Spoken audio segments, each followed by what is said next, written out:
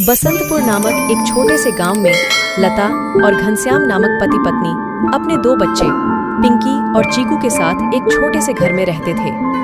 घनश्याम सेठ धनीराम के यहाँ खेतों में मजदूरी का काम करता था और लता गांव के एक बंगले में खाना और साफ सफाई का काम करती थी। दोनों पति पत्नी खूब मेहनत और मशक्कत करके अपने और अपने बच्चों का पेट भरते थे। यूं तो हमेशा ही गर्मी के समय 40 डिग्री तक तापमान चला जाता था, लेकिन इस साल तापमान बहुत ज्यादा बढ़ गया था, जिस वजह से बसंतपुर गांव के लोग बहुत ज्यादा परेशान थे। दिन हो या रात हो, लोग गर्मी से बेहाल थे। इस साल तो बहुत ज्यादा गर्मी पड़ी है। इतनी कड़ी धूप में काम करना बहुत मुश्किल हो गया है। घर से निकलते ही पसीना बारिश की तरह टपकने लगता है। इतनी भारी गर्मी में तो काम पर भी जाने का मन नहीं करता। न जाने इस साल की गर्मी कैसे कटेगी। चलो अच्छा, मैं काम पर जाता हूँ, वरना सेठ गुस्सा करेंगे। घनश्याम मजदूरी पर चला जाता है। पिंकी और चिंकी एक सरकारी स्कूल में पढ़ते थे। लता पिंकी और चिंकी को स्कूल छोड़कर काम पर चली जाती है। उस बंगले में मालकिन हेमलता और मालिक रामचंद्र अपने दो बच्चे टीना और शिवम के साथ रहते थे। अरे लता, आ गई तू। अब चल जल्दी से सारे काम निपटा लो। पता है ना, शिवम की बर्थडे पार्टी है, तो सारे काम 4 बजे से पहले ही हो जाने चाहिए। और हाँ, इसके बाद तुम घर सजाने में भी मेरी मदद करोगी, ठीक है? ठीक है मालकिन, मैं पहले जाकर घर के सारे काम निपटा लेती हूँ। इसके बाद घर को सजाने में मैं आपकी मदद करूँगी। ऐसे लता घर के सारे काम करने के बाद हेमलता की घर को सजाने में मदद करती है। हेमलता और लता मिलकर पूरे घर को अच्छी तरह से सजा देते हैं। अच्छा मालकिन, मैंने घर के सारे काम निपटा दिए हैं और पार्टी की सारी तैयारी भी हो गई है, तो अब मैं घर जाती हूँ। हाँ ठीक है, लेकिन पता है ना तुम्हें, आज शिवम की बर्थडे पार्टी है, तो तुम शाम को 7 बजे अपने बच्चों के साथ पार्टी में आ जाना। और हाँ, मुझे तुम्हारी थोड़ी मदद की भी जरूरत होगी। ठीक है मालकिन, मैं शाम के समय बच्चों के साथ यहाँ आ जाऊंगी। ऐसा कहकर लता घर चली जाती है और दोनों बच्चों को तैयार करके शाम को 7 बजे पार्टी में आ जाती है। पार्टी बहुत ही शानदार होती है। लता के बच्चे इतना बड़ा घर देखकर कहते हैं, अरे यार चिंकी, ये घर कितना बड़ा है और कितना सुंदर है। बाहर कितनी गर्मी है, फिर भी इनके घर के अंदर कितना ठंड लग रहा है। पिंकी और चिंकी की बातें शिवम सुन लेता है और वह उनसे कहता है, अरे ये घर ठंडा इसलिए लग रहा है क्योंकि हमारे घर में हर कमरे में एसी लगा हुआ है। ओह, मतलब कि एसी लगाने से घर बहुत ठंडा हो जाता है। दीदी, हम भी अपने पिताजी को अपने घर में एसी लगाने के लिए बोलते हैं ना, हमारे घर में भी बहुत ठंडा लगेगा। चलो बच्चों, इधर आओ, केक काटने का टाइम हो गया है। जब केक काटने लगता है तो पिंकी और चिंकी एसी की ठंडी ठंडी हवा खाते खाते शिवम के कमरे की तरफ चले जाते हैं और शिवम के कमरे के बाहर खड़े होकर एसी की ठंडी ठंडी हवा का मजा लेने लगते हैं। एसी की ठंडी ठंडी हवा खाते खाते वह दोनों कमरे के अंदर चले जाते हैं। दीदी, यह कमरा तो सबसे ठंडा है, इसमें कितनी ठंडक है। और दीदी, यह देखो, यह बिस्तर कितना सुंदर है, बिल्कुल मखमल जैसा। दोनों बेड पर बैठ जाते हैं और ठंडी ठंडी हवा का आनंद लेने लगते हैं। देखते ही देखते 15 मिनट बीत जाते हैं और आराम करते करते कब दोनों की आंख लग जाती है, उन्हें पता ही नहीं चलता। इतने ही देर में अचानक से शिवम की बहन टीना कमरे में आ जाती है। वह पिंकी और चिंकी दोनों को शिवम की बेड पर लेटा देखकर जोर से भड़कती है। ये दोनों मेरे कमरे में क्या कर रहे हैं? माँ इधर आओ, देखो ये दोनों मेरे बेड पर क्या कर रहे हैं। टीना की आवाज सुनकर हेमलता कमरे में आती है। तुम दोनों अभी के अभी मेरे बेड से उठो। पिंकी और चिंकी हेमलता की आवाज सुनकर जग जाते हैं। लता भी हेमलता की आवाज सुनकर भागी भागी चली आती है। क्या हुआ मालकिन? आपकी बहुत जोर से नीचे आवाज आ रही थी। क्या हुआ? ये पूछ क्या नहीं हुआ? ये देख नहीं रही तू? तेरे बच्चों ने अपने गंदे मेले बदबूदार कपड़ों से मेरा पूरा बेड गंदा कर दिया। तेरे बच्चों ने एसी देखा नहीं कि सोने चले मेरे बेड पे। हद होती है यार। मैं तो तेरे बच्चों को इसलिए बुलाया था कि इनका भी थोड़ा मन लग जाएगा। इन्होंने कभी ऐसी पार्टी लाइफ में देखी नहीं होगी, ये भी देख लेंगे। पर ये तो अपनी औकात ही भूल गए। ये हमारा घर है, कोई धर्मशाला नहीं कि कोई भी भिखारी हमारे कमरे में आ जाएगा और आकर के सो जाएगा। तू अभी के अभी अपने बच्चों को लेकर निकल यहाँ से। और हाँ, कल से काम पर भी आने की जरूरत नहीं है। मालकिन ऐसा मत करो, मेरी बात तो सुनो। बच्चे नादान हैं। मैं वादा करती हूँ आगे से ऐसा दोबारा नहीं होगा। यह मेरी आखिरी भूल समझकर माफ कर दीजिए मालकिन। मुझे काम से मत निकालिए मालकिन। इस काम के सहारे तो मेरा घर चल रहा है। ये तेरी सर दर्द है। अब तू यहाँ पर काम नहीं कर सकती। अब तू अपने बच्चों को ले और यहाँ से निकाल। हेमलता लता और उसके बच्चों को घर से बाहर निकाल देती है और आगे से काम पर आने को भी मना कर देती है। अब लता के पास कोई काम नहीं था। घर का सारा भार अब घनश्याम के कंधों पर आ गया था। हे भगवान, आज तो खाना बनाने के लिए आटा भी नहीं है। अब मैं आटा कहाँ से लाऊं? मेरे पास तो अब और पैसे भी नहीं है। और जो तनख्वाह घनश्याम जी को मिली थी वह सब घर खर्चे में खत्म हो गए। मेरा क्या है? मैं तो पानी पीकर भी सो जाऊंगी, पर बच्चों को क्या? भूखे पेट इन्हें नींद कैसे आएगी? आ गए आप। घर में राशन खत्म हो गया है। आज खाने में कुछ नहीं बना है। कोई बात नहीं, खाना आज मैं अपने साथ लेकर आया हूँ। सेठ जी के यहाँ पर आज दावत थी तो उन्होंने कुछ खाना बच्चों के लिए भी भिजवा दिया है। ऐसे उस रात तो वह सभी खाना खाकर सो जाते हैं। अगली सुबह लता फिर से अपनी मालकिन हेमलता के घर जाती है और उससे थोड़े पैसे उधार मांगती है। मालकिन, मेरे घर में खाने के लिए एक अनाज का दाना भी नहीं है। कृपया आप मुझे थोड़े से पैसे उधार दे दीजिए। तुझे देने के लिए मेरे पास कोई पैसे वैसे नहीं है। मैंने तुझे पहले ही काम से निकाल दिया था, फिर तेरी यहाँ आने की हिम्मत कैसे हुई?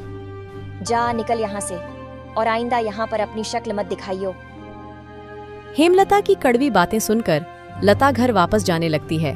तभी उसे रास्ते में एक पोस्टर दिखाई देता है। उस पोस्टर को देखकर लता वहीं रुक जाती है। पकोड़े बनाने वाले की जरूरत है। अधिक जानकारी के लिए इस दिए गए नंबर पर कॉल करें। पकोड़े बनाने तो मुझे आता है। अगर यहाँ मेरी नौकरी लग जाए तो घर का खर्च चलाने के लिए कुछ पैसे आ जाएंगे। ऐसा सोचकर लता उस पते पर पहुंच जाती है।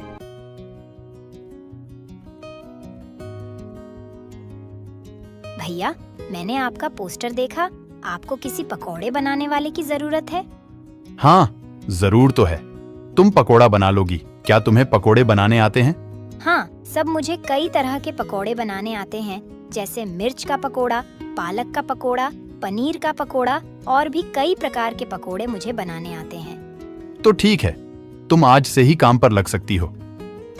ऐसे लता पकोड़े बनाने वाले के साथ काम पर लग जाती है और ग्राहकों को पकोड़े सर्व करने लगती है।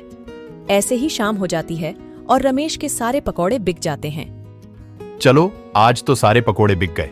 आज तो तुमने पकोड़े सिर्फ सर्वे किए हैं, लेकिन कल से तुम्हें पकोड़े बनाने भी होंगे। हाँ साहब, मैं बहुत ही स्वादिष्ट पकोड़े बनाना जानती हूँ। तो ठीक है, ये लो आज के काम के पैसे।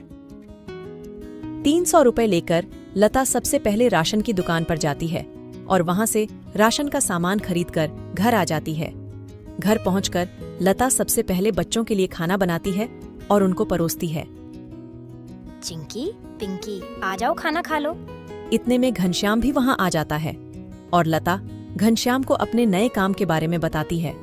इस तरह सारे मिलकर खुशी खुशी खाना खाते हैं। अगली सुबह लता बच्चों को स्कूल छोड़कर वापस काम पर चली जाती है। दुकान पर पहुंचकर लता पकोड़े बनाती है। लता के बने हुए पकोड़े ग्राहकों को बहुत पसंद आते हैं। लता के बने हुए पकोड़े खाकर ग्राहक पकोड़े की बहुत तारीफ करते हैं। उनको आज के बनाए हुए पकोड़े कल से भी ज्यादा अच्छे लगे। रमेश भाई, तुम्हारे आज के पकोड़े का तो कोई जवाब ही नहीं। इससे स्वादिष्ट पकोड़े मैंने आज से पहले इस होटल में कभी नहीं खाए। आखिर आज ऐसा क्या मिलाया है इन पकोड़ों में जो इतने स्वादिष्ट बने हैं? आज तो मैं एक और प्लेट खाऊंगा। मेरे लिए एक एक्स्ट्रा प्लेट पकोड़े लगा दो। ऐसे रमेश अपने ग्राहकों के मुंह से पकोड़े की तारीफ को सुनकर लता से कहता है, लता, तुम्हारे हाथ में तो जादू है। तुम्हारे हाथों के बने पकोड़े खाकर ग्राहक एक एक एक्स्ट्रा प्लेट पकोड़े खा रहे हैं। तुमने तो कमाल ही कर दिया। आखिर ऐसा क्या मिलाया है इन पकोड़े में जो ग्राहक इतनी तारीफ कर रहे हैं? साहब जी, कुछ खास नहीं मिलाया है, बस थोड़े से नमक मिर्च मसाले बराबर मात्रा में डाले हैं, बस। ऐसे रमेश के आज के पकोड़े बहुत जल्द ही खत्म हो जाते हैं। आज तो पकोड़े बहुत जल्द ही खत्म हो गए। कल से हमें और ज्यादा से ज्यादा पकोड़े बनाने होंगे। और हाँ, अब हमारी पकौड़ों की सेल और ज्यादा अच्छी होने लगी है, इसलिए कल मैं दुकान में एसी लगवा रहा हूँ। इससे ग्राहक भी एसी की ठंडी ठंडी हवा में पकोड़ों का मजा लेंगे और हमारे पकोड़े की सेल और ज्यादा बढ़ेगी। तुम क्या कहती हो? साहब, विचार तो बहुत अच्छा है। अगले दिन रमेश अपनी दुकान में एसी लगवा लेता है और जैसा उसने सोचा था वैसा ही हुआ। एसी लगने के बाद रमेश के दुकान पर ग्राहकों की संख्या बढ़ जाती है। ग्राहक ठंडी ठंडी हवा में बैठकर पकोड़े खाने का आनंद उठाते हैं। ऐसे रमेश के आज भी सारे पकोड़े बहुत जल्द ही बिक जाते हैं। शाम के समय जब लता घर वापस आती है और वह चिंकी और पिंकी को आपस में बातें करते हुए सुनती है। दीदी, उस दिन पार्टी में कितना मजा आ रहा था ना। कहाँ हम उस दिन एसी की ठंडी ठंडी हवा खा रहे थे और कहाँ आज हम इतनी गर्मी में बैठे हैं। काश हमारे घर में भी एसी होती तो हम भी अभी एसी की ठंडी ठंडी हवा खा रहे होते। इतने में लता अंदर आ जाती है। अरे चिंकी और पिंकी, तुम दोनों क्या कर रहे हो? तुम दोनों ने अपने स्कूल का होमवर्क किया? चलो जल्दी से अपना अपना होमवर्क कर लो। मैं खाना बनाने जा रही हूँ। इसके बाद खाना खाकर जल्दी सो जाना। कल तुम्हें सुबह उठकर स्कूल भी तो जाना है ना। ठीक है माँ, हम स्कूल का काम करके आते हैं। ऐसे दिन बीतते जाते हैं और लता के हालात पहले से ठीक होते जाते हैं। ऐसे ही एक दिन सुबह लता काम पर जा रही होती है, तभी उसे भंगार की एक दुकान दिखती है। उसे दुकान पर कई सारे सामान थे, जैसे कूलर, पंखा, फ्रिज, एसी इत्यादि। लता का ध्यान उस दुकान में रखे पुराने एसी की तरफ जाता है। वह उसे बहुत पसंद आता है। वह उस दुकानदार से बोलती है, भैया, ये एसी का क्या दाम है? मात्र 10,000 रुपए की है। 10,000? ये तो बहुत ज्यादा है। ज्यादा नहीं, ये तो बहुत कम है। ये सेकंड हैंड एसी है। अगर नई एसी खरीदने जाओगी तो 30,000 से कम की नहीं आएगी। अच्छा ठीक है, पर ये सही से तो चलती है ना? हाँ, बिल्कुल सही से चलती है। अगर 6 महीने से पहले ये एसी बंद हो जाती है तो इसकी सारी रिपेयरिंग की सर्विस बिल्कुल फ्री होगी। ठीक है, लेकिन इसका सही सही दाम लगाओ। मैं इसके 8,000 दूंगी। अगर तुम्हें देनी है तो मुझे ये ऐसी 8,000 में दे दो। ठीक है, बताओ कहाँ लगानी है। लता उस आदमी को अपने घर लेकर आती है। वह आदमी लता के घर पहुंचकर एसी को लगा देता है। एसी चालू करते ही ठंडी ठंडी हवा घर में फैलने लगती है। बच्चे भी इस ठंडी ठंडी हवा का मजा उठाते हैं। वह दीदी, क्या मजा आ रहा है। एसी की ठंडी ठंडी हवा, ऐसा लग रहा है जैसे बर्फ की चादर ओढ़ ली है हमने। इतनी कड़ी गर्मी में ये ठंडी ठंडी हवा बर्फ की चादर जैसी लग रही है। घर में एसी के लगते ही बच्चे बहुत खुश हो जाते हैं। घनश्याम भी घर पर आ जाता है। ओह, आखिर तुमने बच्चों की इच्छा पूरी कर ही दी। कैसे ना करती भला। बच्चे तो आखिर मेरी जान है। इनसे बढ़कर मेरे लिए कुछ भी नहीं।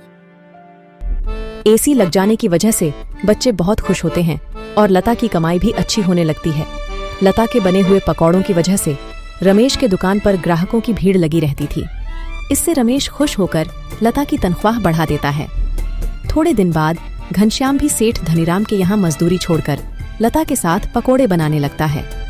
दोनों को रमेश काफी अच्छी सैलरी देता था, जिससे उनका घर खर्च काफी आसानी से चल जाता था। बच्चे पूरी गर्मी ऐसी की ठंडी ठंडी हवा में गुजरते हैं और इस तरह वह लोग अपना जीवन खुशी खुशी जीने लगते हैं।